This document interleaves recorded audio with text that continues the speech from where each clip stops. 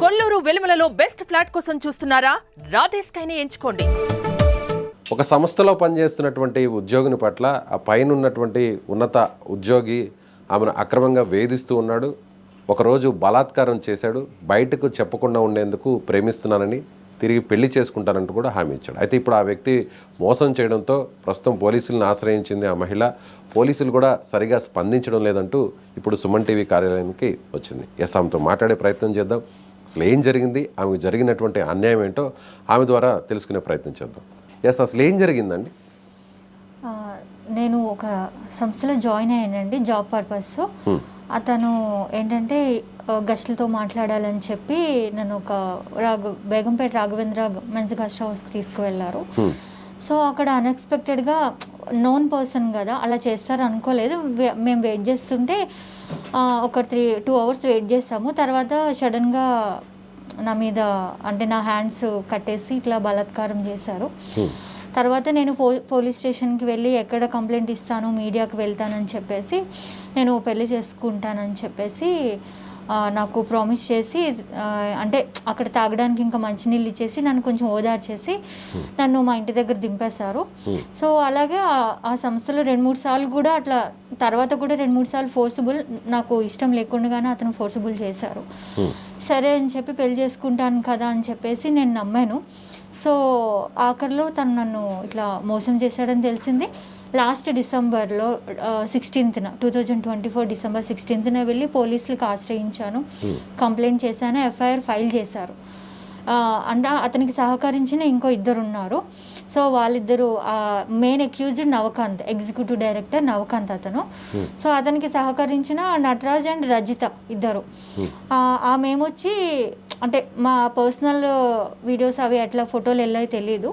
తను నన్ను బ్లాక్మెయిల్ చేసింది అనమాట. నేను నువ్వు నవకాంత్ మీద పోలీస్ కేసు పెట్టినా, మీడియాకి వెళ్ళినా, సో నేను ఇది మొత్తం పబ్లిష్ చేసేస్తాను, మొత్తం అందరికీ బయట ఇస్తాను, పోలీస్ స్టేషన్కి వెళ్ళి కంప్లైంట్ ఇస్తే కనుక.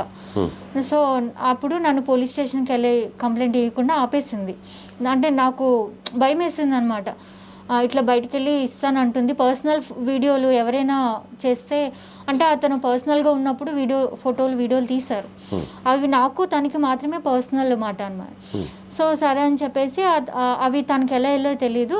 She blackmail me, police complaint ఇస్తే చేస్తా అని చెప్పి. సో ఇవన్నీ భరించాను. నటరాజ్. నేను అదే ఆ సంస్థకి వెళ్ళాను, ఇలా నా నెంబర్ అది బ్లాక్ చేసి ఇట్లా నాతో మాట్లాడకపోతే ఆ సంస్థకి వెళ్ళాను, తను ఉంటాడు కదా అని చెప్పి. నాతో మాట్లాడతానని చెప్పి వాళ్ళిద్దరూ కేబీఆర్ పార్క్కి నన్ను తీసుకువెళ్ళి అతను హెల్ప్ చేశాడనమాట. కార్లో తీసుకువెళ్ళి పక్కన దింపేసి మళ్ళీ మేమిద్దరం ఆ కార్లో అతను కొట్టడం కూడా జరిగింది. నేను పెళ్లి బతిమలాడుకుంటే, సో మళ్ళీ అతను వచ్చాడు, ఇద్దరు కలిపి, అంటే అతను ఆపలేదు. నన్ను కొడుతూ ఉన్నప్పుడు ఆ పర్సన్ ఇంకా ఆపకపోగా నడు పోలీస్ స్టేషన్కి వెళ్దామని తిరిగి నా మీదనే కంప్లైంట్ చేయడానికి వాళ్ళు వెళ్ళారనమాట. అట్లా నేను సరే అని చెప్పి ఓకే అని చెప్పేసి ఇంకా నన్ను కొట్టాడు. మధ్యలో ఇద్దరు కలిపి దింపేశారు, నన్ను దింపేసి వెళ్ళిపోయారనమాట. అంటే అతను సహకరించాడు అతనికి. సో మీరు ఆ కంపెనీలో పనిచేస్తున్నప్పుడు అతను మీ పై అధికారి కాబట్టి, ఉద్యోగి కాబట్టి, సో ఇంకా అతను చెప్పినప్పుడు బయటకు వెళ్ళారు. బయటకు వెళ్ళిన తర్వాత అక్కడ ఫోర్స్ చేసి మీ మీద అఘాయిత్యం చేశాడు. చేసిన తర్వాత మీరు పోలీసులు కంప్లైంట్ చేయాలి కదా మరి. అదే పోలీస్ కంప్లైంట్ చేస్తానని చెప్పి అది ఏదైతే సిచ్యువేషన్ జరిగిందో దాని తర్వాత నాకు తాగడానికి మంచినీళ్ళు ఇచ్చేసి నన్ను కొంచెం ఓదార్చాడు అనమాట.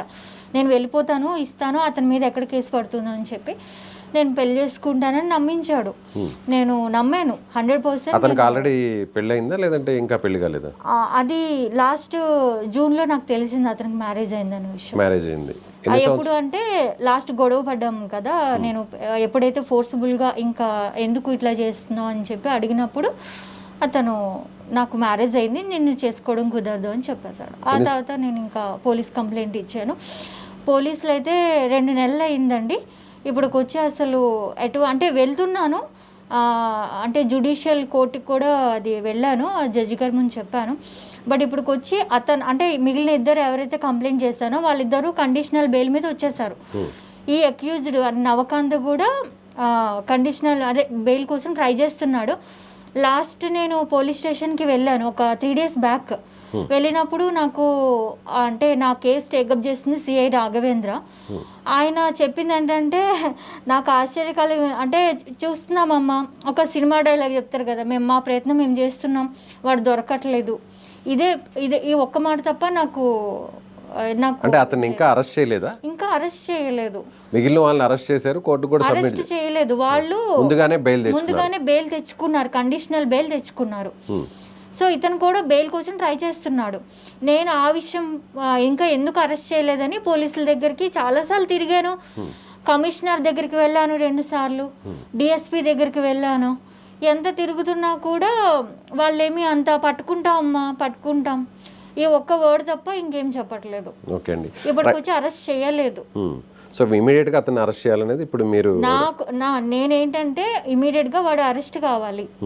ఇప్పుడు మిమ్మల్ని మీ మీద అఘాయిత్యం చేశాడు కదా, సరే మిమ్మల్ని ఎలా ప్రలోభ పెట్టాడు మళ్ళీ? అంటే పెళ్లి చేసుకుంటానని చెప్పగానే జనరల్గా ఒక లేడీ మీద అటాక్ జరిగిన తర్వాత, ఈవెన్ అఘాయిత్యం జరిగిన తర్వాత, లైంగిక దాడి జరిగిన తర్వాత మళ్ళీ అతను నమ్మాలంటే చాలా టైం పడుతుంది. ఎవరైనా కూడా ప్రేమించానని చెప్పగానే వెంటనే కరిగిపోరు, కానీ మీరెందుకు అతనితో మళ్ళీ తిరిగి అతని మీద కలిసి ఉండడానికి ట్రై చేశారు? అతను ముందు నుంచి నా ఆఫీస్ కొలీగ్, ముందు నుంచి ఫ్రెండ్స్, అంటే అట్లా చెప్పాడు నన్ను, ఖచ్చితంగా నేను చేసుకుంటా అని చెప్పి ప్రామిస్ చేసేసి, నువ్వు అట్లా కాదు, నేను నిజంగానే నేను లవ్ చేస్తున్నానంటే మరి ఎందుకు ఇట్లా చేయడం అని అన్నాను. మరి అతను ఆ టైంలో నేను చేసుకుంటాను అందుకే చేశానని చెప్పాడు, అంతే. అలా ఎంతకాలం పాటు రిలేషన్లో ఉన్నారు? 1.5 year. 1.5 year. సో ఇన్సిడెంట్ జరిగింది 1.5 year ముందు. సో ఈ 1.5 yearలో అతను ఎప్పుడు అడగలేదా మీరు ఎప్పుడు పెళ్లి చేసుకుంటారు? అడుగుతూనే ఉన్నా, 6 monthsకి ఒకసారి అడుగుతూనే ఉన్నా. సో 6 months అయిన తర్వాత అడిగాను. అడిగిన తర్వాత చేసుకుందాం అని చెప్పాడు, కాస్త టైము ఉంది చేసుకుందాం ఇంకొక 1 yearలో అని చెప్పాడు. సో ఆ 1 year కూడా అయిపోయింది. నేను గట్టిగా అడిగేసరికి లాస్ట్ మూమెంట్లో నాకు షాక్ ఇచ్చాడు. సో అప్పుడు నేను ఇంకా పోలీసులకి ఆశ్రయించాను. ఇప్పుడు అతనికి మ్యారేజ్ అయిందన్న సంగతి అప్పటి వరకు మీకు తెలీదు? ఎంత అతని ఏజ్ ఎంత ఉంటుంది? 37, 38. అప్పటికి మ్యారేజ్ అయ్యి ఎంత కాలం అయింది అతనికి? మీకు పరిచయం అయ్యే టైంకి మ్యారేజ్ అయింది ఆల్రెడీ? కాలేదు, అంటే నాకు తెలీదు, మీకు తెలీదు, నేను ఎంక్వైరీ చేయలేదు. అప్పటికి అయ్యిందంట. ఇప్పటికి ఎంత కాలం ఏంటుంది మ్యారేజ్? మోస్ట్లీ ఒక 3 years అట్లా అయ్యి ఉంటుందేమో, అంటే వేరే వాళ్ళు చెప్తుంటే విన్నా. ఇప్పుడు మీ మీద అఘాయిత్యం జరిగింది, సరే మిమ్మల్ని ప్రేమిస్తున్నానని నమ్మించాడు, మోసం చేశాడు, పెళ్లి చేసుకుంటానని చెప్పాడు.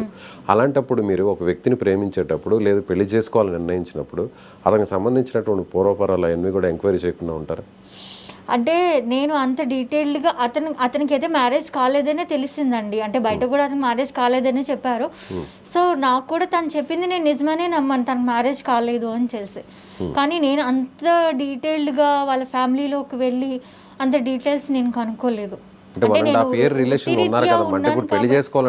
అంటే రిలేషన్ అంటే కంటిన్యూషన్ ఏం కాదండి, అంటే కంటిన్యూషన్ రిలేషన్ ఏం కాదు. అంటే తను తర్వాత కూడా 2-3 సార్లు ఫోర్స్ఫుల్గా అదే హోటల్కి తీసుకువెళ్ళాడు, కలుద్దామని అన్నాడు. నేను అప్పటికీ చెప్తూనే ఉన్నా కూడా హీజ్ ఫోర్స్డ్ మీ అప్పుడు కూడా. సో అంతే, నాకు దాని తర్వాత ఇంకా నేను ఎప్పుడైతే అంటే ఆ సంస్థలో కూడా లాస్ట్ 2024 మార్చ్లో వాళ్ళు శాలరీలు ఇవ్వలేము అని చెప్పి కొంతమంది ఎంప్లాయీస్ని తీస్తారు, దాంతోపాటు నన్ను కూడా తీసేశారు. ఆ తర్వాత ఇంకా నేను వచ్చేసాను బయటకి, నేను వేరే జాబ్ చూసుకుంటున్నాను. ఈ లోపల తను కూడా 1 year పెట్టాడు కదా, 1 year వచ్చి కంపల్సరీ చేసుకుంటామని. ఆ తర్వాత ఆ విషయం మీద నేను వెళ్ళి అడిగాను. అలా వెళ్ళి అడిగినప్పుడు ఆ కార్లో ఇన్సిడెంట్ అట్లా గొడవ, నేను తను చాలా రిక్వెస్ట్ చేశాను, బతిమలాడి ఏడ్చాను కూడా, నువ్వు ఇట్లా చేసావు, పెళ్లి చేసుకుందామంటే అప్పుడు కొంచెం నన్ను కొట్టాడు, నా మీద కొట్టిన తర్వాత నేను చేసుకోను అంటే గట్టిగా బతిమలాడినందుకు, ఎలాగైనా కంపైన్ నువ్వు చేసుకోవాలి, నా మీద నువ్వు చేసావు కాబట్టి నువ్వు చేసుకోవాలి, నువ్వు నాకు ప్రామిస్ చేసావు, ఆ రోజు నేను పోలీస్ స్టేషన్కి వెళ్తానన్నా కూడా నువ్వు నాపావు, నువ్వు చేసుకుంటానని అనేసి మాట్లాడాను అనమాట. మాట్లాడితే లేదు అంటే అతని కోపంలో మరి నన్ను కొట్టాడు, ఇది జుట్టు పట్టుకుని చేతిప్పేసి కొట్టినా కూడా నేను మళ్ళీ బతిమలాడాను, ఎందుకు ఇట్లా చేస్తున్నావు, కొడుతున్నావు అని చెప్పేసి. అప్పుడు చెప్పాడు అనమాట, కొట్టేసిన తర్వాత మళ్ళీ అప్పుడు చెప్పాడు. మా ఇద్దరికి గొడవ కొంచెం జరిగిన తర్వాత నాకు మ్యారేజ్ అయ్యిందని చెప్పి అప్పుడు రివీల్ చేశాడు. సో అప్పుడు మీరు పోలీసులను ఆశ్రయించారు? నేను పోలీస్ ఆశ్రయించాను. అంటే అక్కడ ఉన్న మేనేజ్మెంట్ వాళ్ళకి చెప్తానని కూడా చెప్పాను అనమాట, నేను పెద్దవాళ్ళకి చెప్తాను, వాళ్ళు నాకు న్యాయం చేస్తారని ఆ సంస్థలో పెద్దవాళ్ళు ఉంటారు కదండి, వాళ్ళకి తెలియజేస్తాను. వెంటనే కూడా ఇవ్వలేదు పోలీస్ కంప్లైంట్. ఇది జూలైలో జరిగింది కదా. వాళ్ళు ఏమన్నారంటే మాకు కాస్త టైం ఇవ్వమ్మా, మేము మీకు పరిష్కరిస్తాము సమస్యని అన్నారు. అలాగా 3 నెలలు వెయిట్ చేస్తా. సమస్య ఇంకా పరిష్కరించకపోగా అతనికి సపోర్టింగ్గా మాట్లాడుతున్నారు. నాకు ఇంకేం చేయలేగా నేను పోలీస్ స్టేషన్లో కంప్లైంట్ ఇచ్చారు. Banjara hills road number 3 police station. Okay, office ఉండేది ఎక్కడ, ఏ ఏరియాలో? Office Banjara hills road number 10. Okay right. ఇప్పుడు ఈ విషయం మీ ఇంట్లో వాళ్ళకి తెలుసా? తెలీదు. ఇప్పటివరకు తెలియదు. ఇలా మీ మీద ఇలా జరిగిందని, మీరు మోసపోయారని పోలీసులు కంప్లైంట్ ఇచ్చారని? ఎందుకంటే అది వాళ్ళు పెద్దవాళ్ళు కదండి, పేరెంట్స్, అది బాధపడతారు. ఎందుకంటే మాది ఇక్కడ కాదు, వేరే ప్రాంతం. సో మరి ఎట్లా అయితే మీరు ఒక్కరే పోరాడుతున్నారు ఇప్పుడు ఇదంతా కూడా? ఇప్పుడు నేను ఒక్కదాన్నే పోరాడుతున్నానండి. అందుకనే ఎన్నిసార్లు పోలీస్ స్టేషన్కి వెళ్ళినా కూడా వాళ్ళు ఇంకా రెస్పాండ్ కాకపోయేసరికి సరే నాకు మీడియా ద్వారా న్యాయం జరుగుతుందని మీడియాకు వచ్చాను. ఇప్పుడు ఇంత జరిగింది, మోసపోయారు, సో ఇంట్లో వాళ్ళకి కూడా విషయం తెలియదు, పోలీస్ కేసు అయింది, కనీసం పోలీసులైనా ఇంట్లో వాళ్ళు కాంటాక్ట్ కాలేదు. ఇలా జరిగింది అనేది మీరు చెప్పేది కరెక్టా కాదని మీ ఇంట్లో వాళ్ళకి చెప్పే ప్రయత్నం చేయలేదా? అంటే ఇప్పుడు ఇక్కడ జాబ్ పర్పస్ వచ్చాను, మోసపోయింది నేను, ఇది నా పర్సనల్ ఫైటింగ్. దానికి మళ్ళీ ఇప్పుడు ఇంట్లో వాళ్ళని బాధ పెట్టడం నాకు అంత ఇష్టం లేదు. ఇప్పుడు ఒకవేళ తర్వాత తెలుస్తుంది, అప్పుడు ఇంట్లో వాళ్ళు దగ్గర నుంచి ఏదన్నా ఇబ్బంది ఉండే ఛాన్స్ లేదంటారు? మళ్ళీ మీ ఫ్యూచర్ మళ్ళీ కూడా స్పాయిల్ ఛాన్స్ లేదంటారు? అంత ఆలోచించలేదండి. నాకు వాళ్ళు కంపెన్సేషన్ ఇస్తామని కూడా చాలాసార్లు బ్రతిమలాడారు, నేను తీసుకోలేదు. మనీ ఇస్తామని కేసు వదిలేమని చెప్పారు. ఎంత ఇస్తామన్నారు? తెలీదు, అంటే వాళ్ళు ఏం చెప్పలేదు, ఇంతే ఇస్తామని చెప్పలేదు. కానీ నాకు కాల్స్ చేసి బెదిరింపు కాల్స్ ఇట్లా వచ్చాయి. నేను పోలీసులకు కూడా నాకు ప్రాణహాని ఉందని చెప్పి ఒక లెటర్ కూడా పెట్టాను వాళ్ళకి. నాకు సో అండ్ సో పర్సన్స్ ద్వారా, వాళ్ళ అదే ఆ సంస్థ వాళ్ళ ద్వారా నాకు ప్రాణహాని ఉంది అని చెప్పేసి నేను పోలీస్ స్టేషన్లో రీసెంట్లీ మొన్న 2 days బ్యాక్ వెళ్ళి నాకు లెటర్ కూడా ఇవ్వడం జరిగింది, కంప్లైంట్ లెటర్. ఇప్పుడు మీరు అతనితో క్లోజ్గా ఉన్నటువంటి ఆ ఫొటోస్ని కూడా వాళ్ళు బయటకు లీక్ చేస్తామని చెప్పని అన్నారు. అంటే వాంటెడ్లీ అతనే ఇంకొక వేరే ఎంప్లాయీకి షేర్ చేశారు ఆవిడతో. అతను నాకు తెలిసి ఆమె దగ్గరికి ఎలా వచ్చే తెలీదు. ఇప్పుడు వాళ్ళిద్దరు ఫ్రెండ్స్, బెస్ట్ ఫ్రెండ్స్. ఆ రజిత ఆమె నటరాజ్ అనే పర్సన్స్ ఇద్దరు బెస్ట్ ఫ్రెండ్స్. నాకు అంత బెస్ట్ ఫ్రెండ్స్ అని రీసెంట్లీ తెలిసింది, అంత క్లోజ్ అని, అంత అన్ని షేర్ చేసుకుంటారన్న విషయం. ఎలా అనిపిస్తుంది? బాధ అనిపించట్లేదా? ఇప్పుడు ఒక ఉద్యోగం కోసం అక్కడ పోతే ఆ పైన ఎంప్లాయీ నమ్మించి మోసం చేయడం, ఫస్ట్ ఏమో అత్యాచారం చేయడం, ఆ తర్వాత బయటకు చెప్పొద్దు పోలీసులకి, మీడియాకి చెప్తానండి, మళ్ళీ మిమ్మల్ని బుట్టలో వేసుకునే ప్రయత్నం, తర్వాత ప్రేమ పేరు అని చెప్పాడు, పెళ్లి చేసుకుంటానన్నాడు, అలా 1.5 సంవత్సరం పాటు కలిసి తిరిగారు. అంతేనా? కలిసి తిరిగారా? పెళ్లి చేసుకుంటారని. ఇప్పుడేమో అతనికి ఆల్రెడీ పెళ్ళి అయిపోయింది, మీ ఇంట్లో వాళ్ళకి తెలియదు, ఊరు కాని ఊరు వదిలి ఇక్కడికి వచ్చారు ఉద్యోగం కోసం. సో ఏంటి ఇప్పుడు భవిష్యత్తు? పోలీస్ స్టేషన్ చుట్టూ తిరుగుతున్నారు. అవి ఒక్కదానైనా పర్లేదు, నేను పోరాడతా, అది ఎంత దూరమైనా పోతా, కానీ నాకు న్యాయం జరగాలి. న్యాయం జరగాలంటే ఎలాంటి న్యాయం? వాడికి ఫస్ట్ అయితే అరెస్ట్ కూడా చేయలేదు, నాకు ఫస్ట్ వాడు అరెస్ట్ కావాలి, తర్వాత అది కోర్టుకు వెళ్ళినా నా దగ్గర ఎవిడెన్సెస్ అన్నీ ఉన్నాయి కాబట్టి నేను రిలీజ్ చేస్తాను. ఆల్రెడీ మా లాయర్కి నేను అన్నీ సబ్మిట్ చేసేస్తాను, ఆ ఎవిడెన్సెస్ అన్నీ కూడా సబ్మిట్ చేశాను. రైట్ అండి, మీకు న్యాయం జరగాలని మేము కూడా మనస్ఫూర్తిగా కోరుకుంటున్నాం. ఎస్, ఇది మహిళా ఉద్యోగి చెప్తుంది. తను జీవనోపాధి కోసం ఊరు కాని ఊరు ఏపీ నుంచి ఇక్కడికి వచ్చాను హైదరాబాద్కి, హైదరాబాద్లో ఒక సంస్థలో ఉద్యోగినిగా జాయిన్ అయ్యాను, అక్కడ పై ఉద్యోగి తనను బలాత్కారం చేశాడు, ఆ తర్వాత ఎక్కడ ఈ విషయం బయటకు పడుతుందో అనేటువంటి ఒక ఉద్దేశంతో మళ్ళీ ప్రేమ పేరుతో పెళ్లి చేసుకుంటానని మరీ నమ్మించి ఇలా మోసం చేశాడు. పోలీసులను ఆశ్రయిస్తే పోలీసులు పెద్దగా స్పందించడం లేదు. సో ఇప్పటికైనా పోలీసులు స్పందించి అతన్ని వెంటనే అరెస్ట్ చేయాలి. ఈ విషయం తన కుటుంబ సభ్యులకు కూడా ఇప్పటివరకు తెలియదు. అయినా కూడా ఒంటరిగా అయినా సరే తనకు న్యాయం జరిగే వరకు, అతనికి శిక్ష పడే వరకు ఈ పోరాటం జరుపుతూనే ఉంటారని ఆమె చెప్తున్నారు. Thank you so much.